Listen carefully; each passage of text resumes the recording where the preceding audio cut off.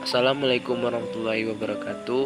Perkenalkan, nama saya Akmal Pangestu dengan NIM 2005135336. Pada kesempatan kali ini kita akan membahas tentang kurikulum 2006 dan kurikulum 2013.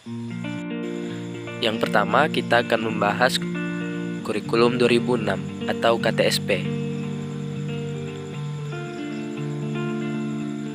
Apa yang kamu ketahui tentang kurikulum?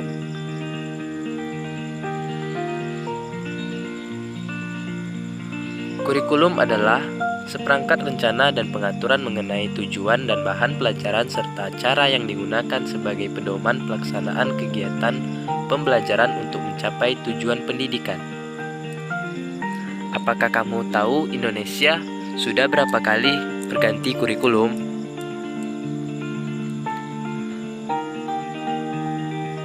Ya, di Indonesia sudah 11 kali mengganti kurikulum, yaitu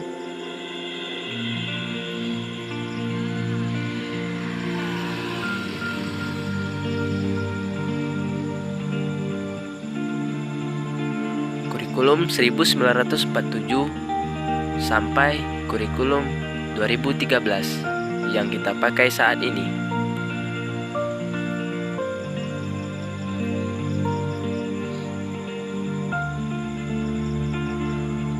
Kurikulum 2006.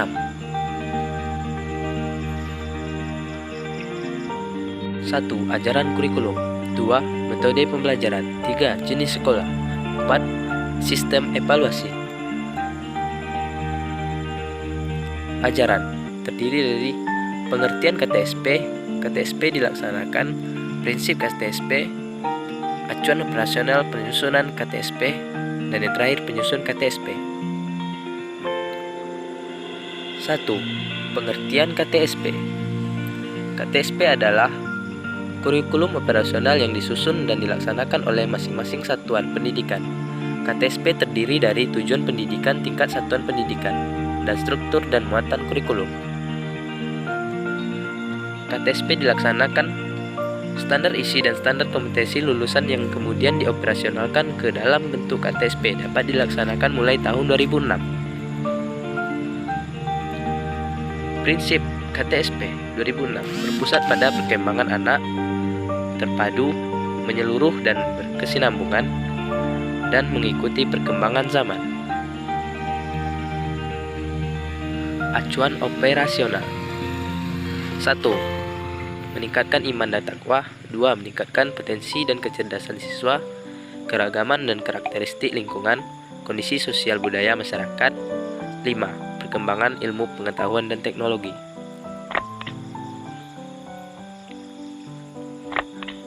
Penyusun KTSP. KTSP disusun bersama-sama oleh guru komite sekolah, yayasan, dan narasumber dengan kepala sekolah sebagai ketua merangkap anggota dan disupervisi oleh Dinas Pendidikan. Komponen KTSP. Tujuan pendidikan tingkat satuan pendidikan, struktur dan muatan kurikulum, kalender pendidikan, lampiran-lampiran. Selanjutnya, metode pembelajaran KTSP, direct learning, yaitu metode pembelajaran yang bersifat teacher center yang berpusat pada gurunya.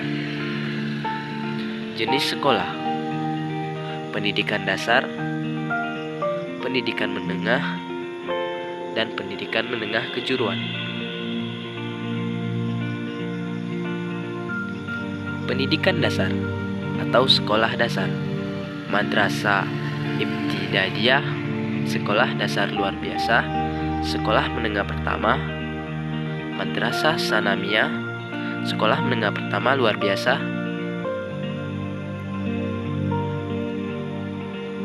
Tujuan pendidikan dasar: meletakkan dasar kecerdasan, pengetahuan, kepribadian, akhlak mulia, serta keterampilan untuk hidup mandiri dan mengikuti pendidikan lebih lanjut.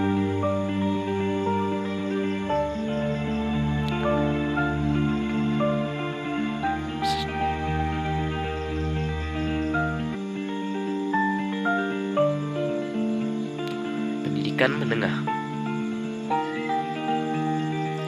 Tujuan pendidikan menengah: meningkatkan kecerdasan, pengetahuan, kepribadian, akhlak mulia, serta keterampilan untuk hidup mandiri dan mengikuti pendidikan lebih lanjut.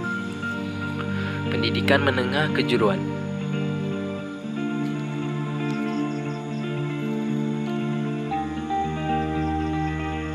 Tujuan pendidikan menengah kejuruan: meningkatkan kecerdasan, pengetahuan, kepribadian, akhlak mulia, serta keterampilan untuk hidup mandiri dan mengikuti pendidikan lebih lanjut sesuai dengan kejuruannya. Struktur dan muatan KTSP.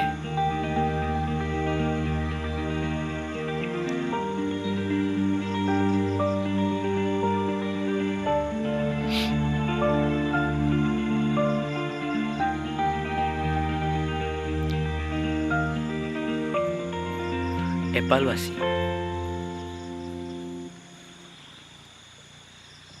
Penilaian pencapaian kompetensi dasar peserta didik dilakukan berdasarkan indikator.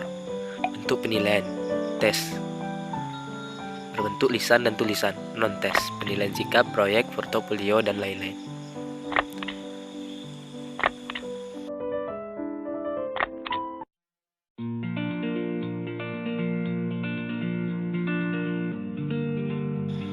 Selanjutnya kita akan membahas kurikulum 2013 atau yang biasa dikenal dengan Kurtilas. Kalian tahu nggak sih apa itu kurikulum 2013? Kurikulum 2013 atau K13 merupakan kurikulum yang saat ini kita gunakan dalam sistem pendidikan di Indonesia. Pengertian kurikulum 2013 yaitu kurikulum yang dilakukan menyederhanakan tematik, integratif, menambah jam pelajaran yang bertujuan untuk mendorong peserta didik atau siswa mampu lebih baik dalam melakukan observasi, bertanya, menalar, dan mengkomunikasikan apa yang mereka peroleh atau yang mereka ketahui setelah menerima materi pembelajaran kurikulum ini. Kurikulum ini menggunakan metode tematik dan memiliki 4 aspek penilaian, yaitu aspek pengetahuan, aspek keterampilan, aspek sikap, dan aspek perilaku. Pelajaran seperti matematika, bahasa Indonesia, PPKN, SPSD, dan olahraga itu digabungkan dalam tema tertentu. Dalam kurikulum 2013, siswa dituntut untuk berpikir lebih kreatif, inovatif, cepat, dan tanggap. Dan selain itu, dalam kurikulum ini, siswa dilatih untuk menumbuhkan keberanian dalam dirinya. Siswa akan dilatih kemampuan berlogika dalam memecahkan suatu permasalahan. Adapun karakteristik kurikulum 2013. Yang pertama, mengembangkan keseimbangan antara sikap spiritual dan sosial, rasa ingin tahu, kreativitas, kerjasama dengan kemampuan intelektual dan psikomotorik. Yang kedua, mengembangkan sikap, pengetahuan, dan keterampilan serta menerapkannya dalam berbagai situasi di sekolah dan di masyarakat. Yang ketiga, sekolah merupakan bagian dari masyarakat yang memberikan pengalaman belajar terencana di mana peserta didik menerapkan apa yang dipelajari di sekolah ke masyarakat dan dimanfaatkan masyarakat sebagai sumber belajar.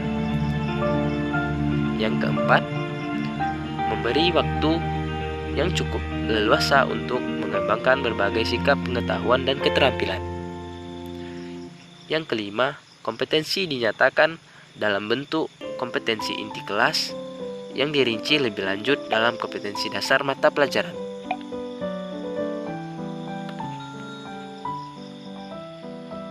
Dapat disimpulkan bahwa karakteristik kurikulum 2013 adalah lebih menekankan pada pengetahuan dan keterampilan peserta didik, serta menerapkan dalam berbagai situasi di sekolah dan masyarakat.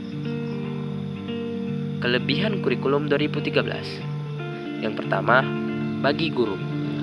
Guru lebih mudah menyampaikan materi dan berperan sebagai fasilitator. 2. Kreativitas guru semakin meningkat. Sekolah dapat memperoleh pendampingan dari pusat. 4. Meningkatkan motivasi belajar.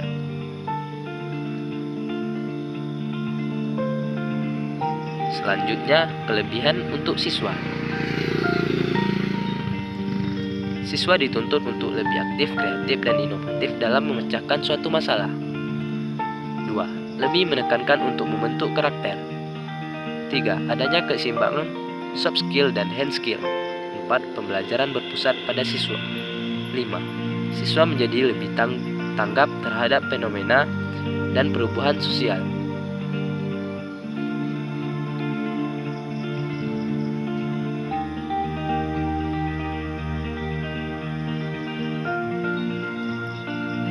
Selanjutnya, kita akan membahas tentang kelemahan kurikulum 2013. Yang pertama, kita akan membahas tentang kelemahannya terhadap guru. Kelemahan terhadap guru. 1. Sistem penilaian yang dinilai guru lebih rumit. 2. Guru banyak salah kaprah karena beranggapan bahwa dengan K13 guru tidak perlu menjelaskan materi kepada siswa, padahal banyak mata pelajaran yang harus dijelaskan oleh guru. 3. Banyak guru yang belum siap secara mental karena kurikulum 2013 ini menuntut guru untuk lebih kreatif.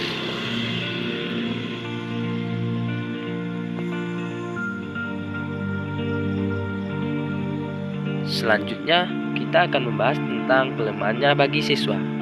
Yang pertama, beban siswa terlalu berat. Yang kedua, terlalu banyaknya materi yang dikuasai. Yang ketiga, kurangnya sarana dan prasarana untuk menjalani K13.